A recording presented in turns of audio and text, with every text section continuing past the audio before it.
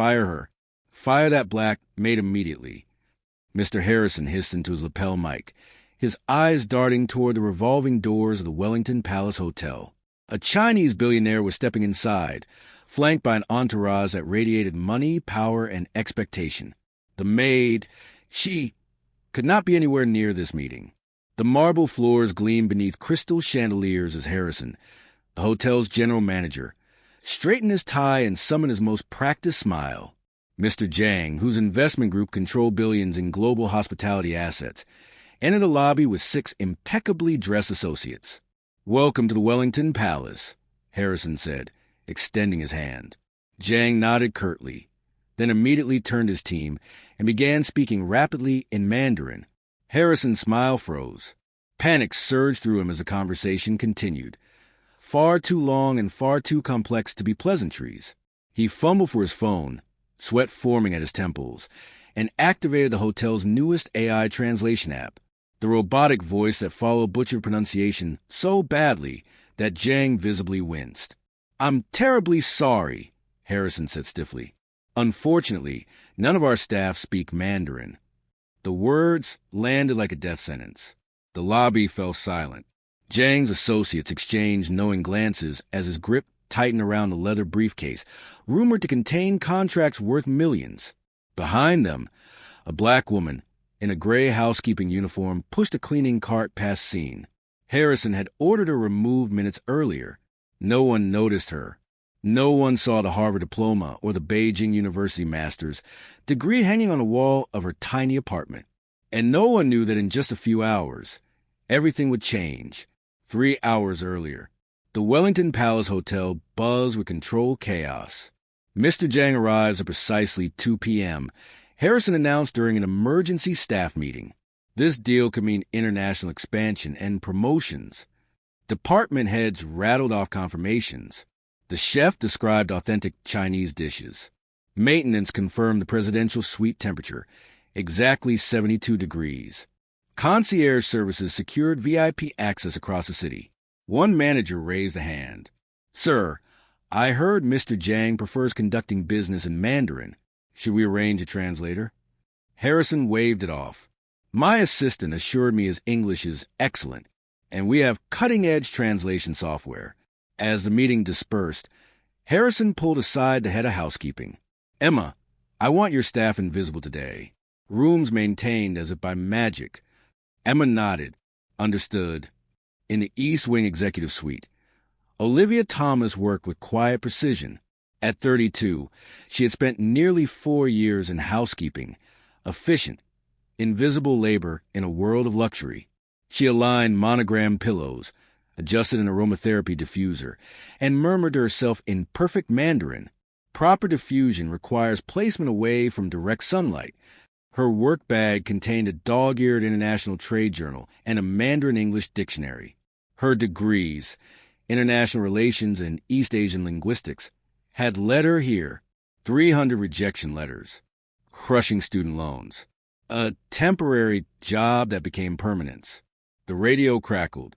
"VIP arrival in 50 minutes. "Understood," Olivia replied. She moved through the halls unseen, silently correcting mistranslations she overheard, witnessing million-dollar negotiations while earning minimum wage. In a global economy desperate for cultural bridges, her skills remained hidden behind a gray uniform. At exactly 2 p.m., black Mercedes SUVs rolled up. Jiang entered like gravity itself. The tour began. Spa, restaurant, ballroom. Throughout, Jiang spoke Mandarin. Translations filtered through Ms. Lin, but something was clearly being lost. "The decor is acceptable," Jiang remarked quietly to his team, "but I'm concerned about their understanding of our needs." Inside the executive conference room, Harrison launched into his presentation. Jiang interrupted with questions about zoning regulations, foreign investment tax structures, hospitality retail integration. Harrison froze.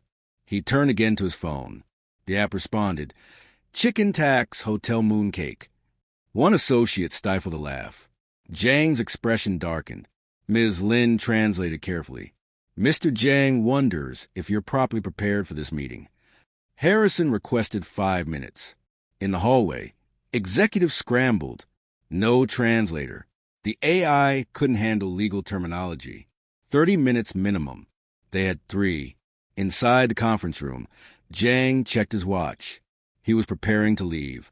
As Harrison returned to the conference room, his career hung by a thread. "Mr. Jang," he began, voice tight, "we may need to reschedule." Jang raised a hand. He spoke calmly, decisively. Through Ms. Lin, the message was clear. The Wellington was not demonstrating international sophistication. In the hallway, Olivia dusted the same molding for the 3rd time, listening. She understood every word. The zoning laws, the tax incentives, the real test beneath the language barrier. She remembered being told once, "Stay in your lane. Guests don't like service staff acting educated." But now, watching this opportunity collapse, she made a decision. She removed her gloves, stepped forward. "Excuse me." Every head turned. "Not now," Harrison snapped. Olivia ignored him and addressed Jang directly, in flawless, academic Mandarin. "Respected Mr. Jang, I couldn't help overhearing your concerns regarding the recent amendments to foreign investment regulations. Perhaps I can assist." Silence. Jang's eyebrows lifted in genuine surprise. He tested her. Complex terminology, regional dialects. She answered effortlessly, explained zoning codes, compared them to Shanghai, cited municipal regulations. The room transformed. Jang leaned forward, intrigued. "How does someone with your background work in housekeeping?" "I studied at Beijing University," Olivia replied calmly. "My resume included it." Jang turned to Harrison. "I want her in this meeting, not as a translator, but as a participant." Harrison forced a smile. The discussion shifted, fluid, sophisticated, alive. Olivia spoke of feng shui principles, payment systems like WeChat Pay, cultural expectations Western hotels routinely missed. Jang smiled for the first time. "You understand what others do not," he said. When he learned of her professor, Dr. Li Wei, his eyes widened. "He's my wife's cousin." The connection sealed trust. Finally, Jang asked a question that mattered. "What is Miss Thomas's official role?" Harrison hesitated. "Housekeeping." Shock crossed Jang's face. "That," he said evenly, "is a serious oversight." He handed Olivia a black business card, personal contact. "I will personally review your application." The deal was saved, but more importantly, something else had shifted. 1 month later, Olivia stepped onto the executive floor in a tailored charcoal suit. Her badge read, Director of International Guest Relations. Her office displayed her Beijing University degree and a signed letter of intent from Jang International. She now led the Wellington's Hidden Talents Initiative. 40% of our staff speak another language, she told the room. 65% hold unused degrees. Excellence, she explained, begins with seeing people fully. That evening, she welcomed guests from Shanghai in fluent Mandarin. As they entered the elevator, she exchanged a knowing glance with maintenance worker and engineering student. Invisible no more. Some talents aren't missing. They're just unseen. If the story moved you, don't let it stay invisible. Subscribe to Beat Stories, because everyone deserves to be seen.